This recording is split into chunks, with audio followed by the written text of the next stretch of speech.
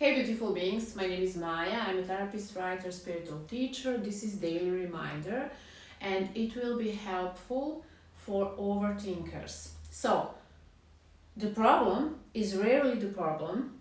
99% of the harm is caused in your head, and that 1% of the harm is caused by the outcome.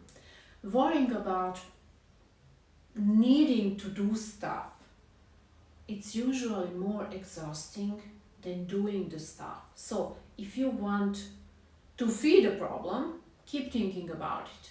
But if you want to starve a problem, take action, do something. If you can't solve a problem, stop trying to. The truth is, problems are solved with less thinking, not more. And you'll find most of the answers in silence, in time, and with a clear mind in yourself.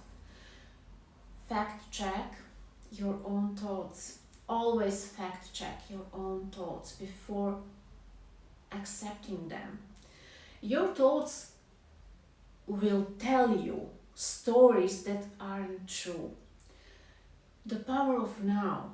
Remember this, all you have is now. So make peace with yesterday, let go of tomorrow, and grab hold of now.